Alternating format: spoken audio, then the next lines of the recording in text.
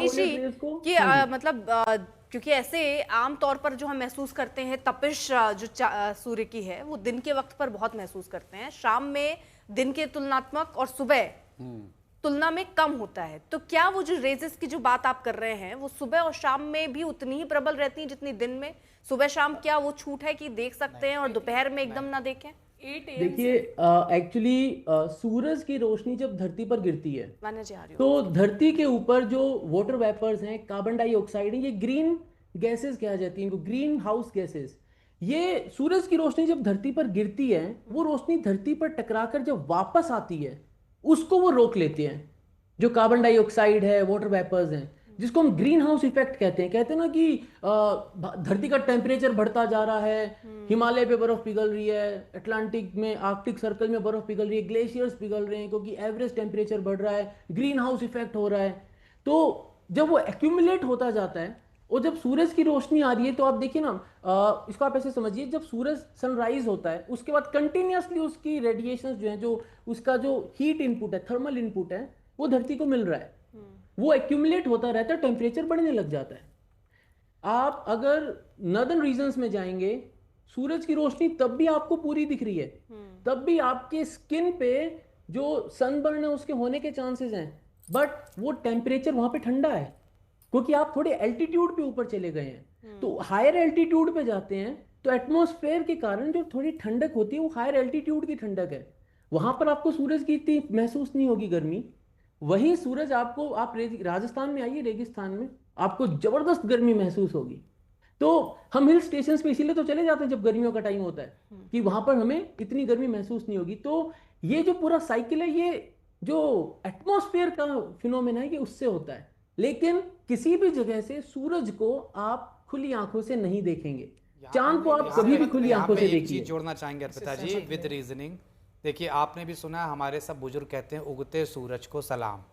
तो बात समझिए, उगते सूरज को सलाम, कभी ढलते सूरज को सलाम नहीं बोला गया है। क्यों?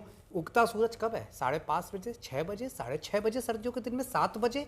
तो अब अगर आप 11 बजे, 12 बजे जब सूर्य अपने परम प्रकाश पे होता है, उच्च का जिसको बोलते हैं, जब आप उस समय देखेंगे 100% आइस प्रभावित होंगी। उगते सूरज को सलाम का मतलब ही है 7 से 8, 1 घंटा ज्यादा मान लीजिए, 2 घंटे मान लीजिए, चलिए 9 बजे तक, तब आप जल देते समय जल से उसे देखेंगे। लेकिन अगर आप 12 बजे सूरज देव को जल दे रहे हैं और सीधी आंखों से देख रहे हैं तो जो कि ज्योतिष शास्त्र मना करता है, 12 बजे का विधान नहीं है, 12 बजे का विधान नहीं है। और ये साइंटिस्ट साहब भी वही कह रहे हैं, 9 बजे तक आप जी, साइंटिस्ट साहब भी वही कह रहे हैं कि आपकी आंखें इंपैक्ट हो जाएंगी। तो उगते सूरज को सलाम, सिंपल सी बात है, अगर 7 बजे सूर्योदय है 8 बजे तक दे लीजिए। डॉक्टर कहते हैं न्यू बॉर्न बेबी को, न्यू बॉर्न तुरंत जाके रखिए। डॉक्टर कहते हैं कि सुबह की जो सूर्य की किरण है सुबह 6 बजे, विटामिन डी के लिए बोलते हैं। हाँ हाँ, तो विटामिन डी मिलेगी। नहीं, यहाँ बात आंखों की हो रही है, वो तो बच्चा वैसे भी आंख बंद करके ही। विटामिन डी नहीं है, सिर्फ विटामिन डी नहीं है, हमारी आरोग्यता के कारक हैं, हमारी ऑक्सीजन के कारक हैं। इस पृथ्वी पर ऑक्सीजन के कारक है, बिना उसके हम जीवन नहीं रह सकते। तो सिर्फ विटामिन डी की बात नहीं है,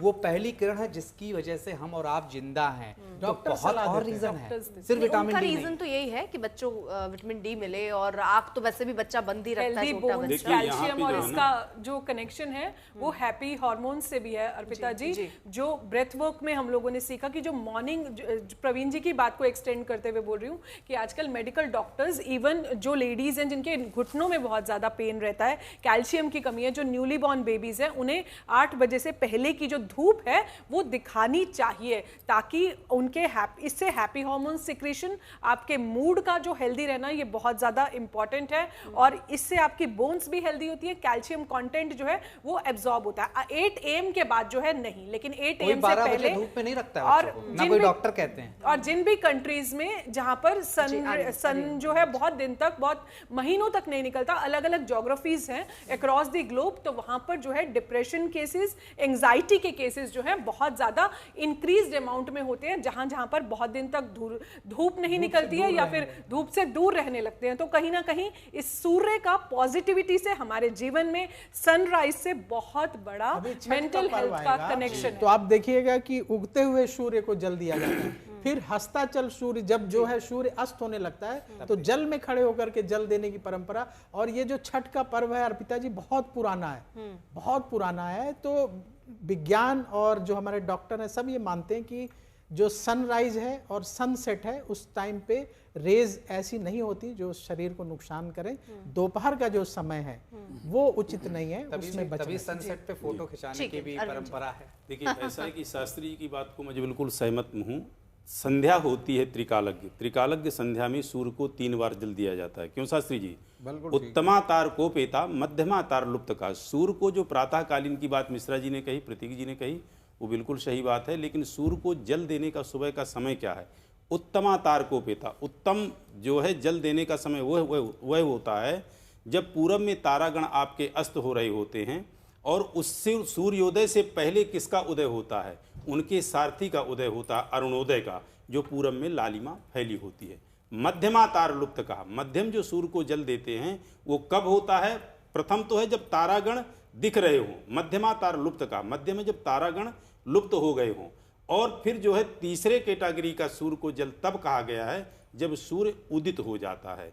तो यहाँ जो सूर्य जल देने का विधान है वो इस प्रकार का है। और सूर्य को जल 3 बार दिया जाता है। प्रातःकालीन जो लोग त्रिकालज्ञ संध्या करते होंगे ब्राह्मण, उनको ज्ञान होगा। और ब्राह्मणों की जो मूल जड़ चीज है, कहते हैं कि विप्रो वृक्षस तस्य मूलम च संध्या। तो प्रातःकालीन भी सूर्य को जल देते हैं, मध्याह्नकालीन भी देते हैं और सायंकालीन भी देते हैं। बात यह है कि सूर्य को जल जब भी दें, प्रातःकालीन तो दिखता ही नहीं है, सायंकालीन आपको अस्त होती हुई देते, लेकिन मध्याह्नकालीन में सूर्य को जल सदैव सिर झुका के दिया जाता है। और जो जल गिरता है वो जल से जो सूर्य की किरणों से जल टकराता है, उसकी जो किरणें टकराती हैं और वो किरणें जो आपके शरीर में पड़ती हैं उससे आप जो है ऊर्जावान बनते हैं, सूर्य की ही तरह ओजस्वी और तेजस्वी, और सूर्य की ही भांति आप जो है कॉन्फिडेंट और आत्मविश्वास से परिपक्व होते हैं। ये विधान है इसका। अब जरा इसमें सिद्धार्थ जी आपसे मैं ये जानना चाहूंगी, थोड़ा आगे बढ़ते हुए, संजय शर्मा भी हमारे साथ, हमारे सहयोगी मौजूद हैं। संजय, अगर आप दिखा पाए वहां पर हरिद्वार में किस तरह से लोग जो हैं चंद्रग्रहण को देख रहे हैं, या किस तरह से मंत्रोच्चार हो रहा है, या अगर आप कैमरे की नजर से दिखा सकें कि वहां पर चंद्रमा अभी कैसा नजर आ रहा है? अभी तो सिर्फ मैं ये बताऊंगा कि बादल छा गए हैं, चंद्रमा दिखाई नहीं दे रहे। लेकिन हाँ, ये गंगा की रेत पर आप देख सकते हैं, हर की पैड़ी और ये ब्रह्म कुंड पर है। यहाँ सीढ़ियों पर भी लोग बैठे हैं, जप तप कर रहे हैं और अपने ध्यान में मग्न हैं। और वहाँ भी आप उस पार भी सीढ़ियों पर लोग बैठे हैं। कुछ लोगों ने गंगा की धार में, वो लगभग 2 घंटे से गंगा की धार में वहाँ कमर तक पानी में खड़े हैं और जाप कर रहे हैं। तो जो हमारा विज्ञान है और जो हमारा ज्ञान है वो सारा यही कहता है कि ग्रहण के समय नेगेटिव एनर्जी बहुत पावरफुल रहती हैं, वातावरण में वो रहती हैं। उसके निराकरण के लिए, उसका असर कम करने के लिए पानी के पास, बहते पानी के पास, और वो भी पवित्र नदियों और सरोवरों और तीर्थों में वहाँ पर रहना चाहिए। क्योंकि ऐसे विज्ञान भी कहता है कि जो रेडियो एक्टिव पानी है, जो रेडियो एक्टिविटी है वो सिर्फ पानी से ही उसका शमन किया जा सकता है। इसीलिए जब कहते हैं कि शिवलिंग का आकार ऐसा है जैसे जो परमाणविक भट्टियां होती हैं उसका जो शेप है वो शिवलिंग की तरह होता है। और ये शिवलिंग पर रेडियो एक्टिव चीजें ज्यादा असर करती हैं, यानी शिवलिंग उनको आकर्षित करता है, इसलिए वहां पर पानी जलधारा चढ़ाई जाती है, यानी उनका अभिषेक किया जाता है। तो ये तमाम चीजें आप देखिए, जहां भी परमाणुविक ऊर्जा के केंद्र हैं वो समुद्र के किनारे, नदियों के किनारे, जल स्रोतों के किनारे हैं, ताकि उस रेडियो एक्टिविटी को पानी के जरिए उसको निष्क्रिय किया जा सके। और यही वजह है कि जब ये सारी अल्ट्रावायलेट रेज कहें, जब सूर्य ग्रहण होता है और चंद्र ग्रहण के समय जो नेगेटिव एनर्जी है उसका शमन करने के लिए, उसका उपाय करने के लिए लोग नदियों के किनारे, जल स्रोतों के किनारे और शिव मंदिरों के आसपास, जैसा कि हमारे विशेषज्ञ बता रहे थे, तो वो करने की परंपरा है। और ये परंपरा सिर्फ ऐसे अंध परंपरा नहीं, इसके पीछे तर्क है, जो तर्क कई पीढ़ियों तक ना हम अपने अगले आने वाली पीढ़ियों को दे पाए, ना हम अपनी पुरानी पीढ़ियों से ले पाए, ना उन्होंने दिए। तो इसकी वजह से, और कुछ चीजें ऐसी भी हैं कि हमारे ऋषियों, मुनियों, मनीषियों को ये पता था कि आगे आने वाली पीढ़ियां इसको तर्क के हिसाब से अगर समझाएं तो उनका स्तर इतना नहीं है कि वो तर्क के हिसाब से समझ सकें। तो लिहाजा उन्होंने इन सारी चीजों को धर्म के साथ जोड़ दिया, आध्यात्म के साथ जोड़ दिया, परंपराओं के साथ जोड़ दिया, और वही आज भी है।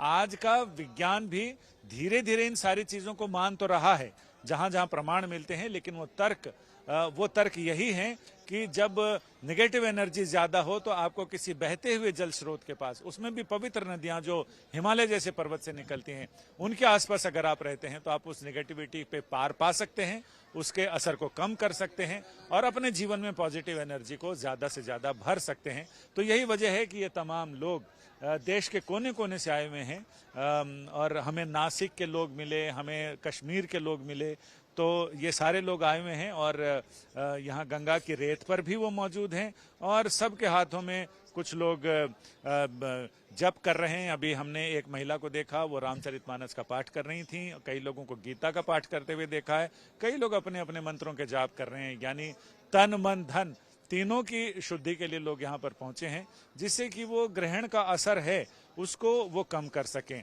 और चंद्रमा का मन पर तो असर पड़ता है, तो वैज्ञानिक भी मानते हैं, लेकिन ग्रहण का असर पड़ता है ये विज्ञान नहीं मानता। विज्ञान इसको एक खगोलीय घटना मानता है। खगोलीय घटना तो हमारा ज्योतिष शास्त्र भी मानता है, लेकिन ज्योतिष शास्त्र उसके साथ कई मान्यताओं के साथ चलता है, विज्ञान सिर्फ प्रमाण के साथ चलता है। तो ज्ञान और विज्ञान में फर्क यही है कि विज्ञान को प्रमाण चाहिए और ज्ञान प्रमाण के आधार पर आता है। तो इसलिए दोनों अलग अलग एक ही जगह तक पहुंचने के लिए दो अलग अलग रास्ते हैं, तो यही अंतर है और यही वजह है कि ये नई पीढ़ी भी है, इसमें पुरानी पीढ़ी भी है, तमाम लोग हैं जो यहाँ पर अपने अपने ग्रहों के असर को यानी ग्रहण के असर को कम करने के लिए, पॉजिटिविटी ग्रहण करने के लिए यहाँ ग्रहण के अवसर पर यहाँ पहुंचे हैं। मनीष जी, एक छोटा सा रिएक्शन, क्योंकि क्या विज्ञान ये मानता है कि चंद्रमा का मन पर असर होता है?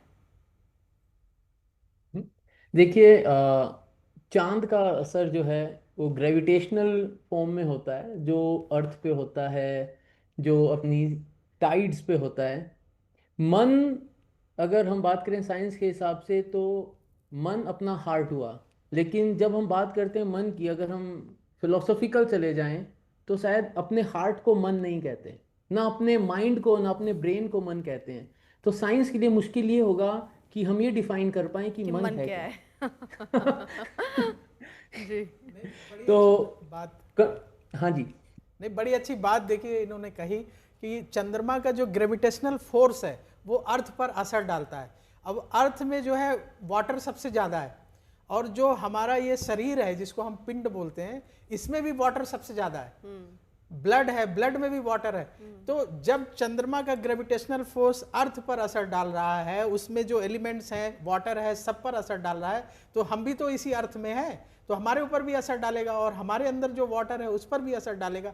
तो मन क्या है, जब धरती का पानी हिल रहा है तो हमारे शरीर का भी पानी हिल रहा है। लोगों को बेचैनी क्यों होती है? जब उनके अंदर का जो वाटर एलिमेंट है ऊपर नीचे होता है। किसी को ज्यादा अभी प्यास लग रही होगी, जो हमारे चैनल को देख रहे हैं लोग, किसी को ज्यादा प्यास लग रही होगी, किसी का मन थोड़ा सा अजीब हो रहा होगा, तो इसीलिए लोग कहते हैं मंत्र जाप करो, भजन करो, तो तुम उस चीज से निकल पाओगे।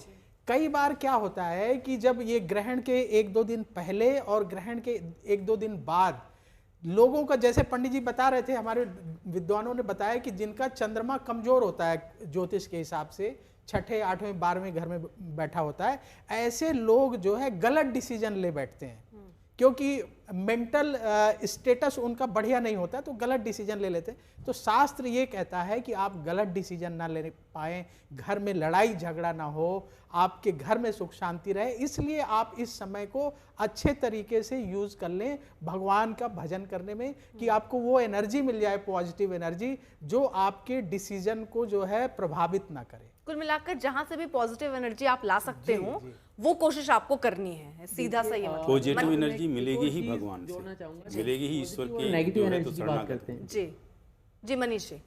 हाँ, तो फिजिक्स के हिसाब से नेगेटिव एनर्जी की जब बात करी जाती है वो अट्रैक्शन है।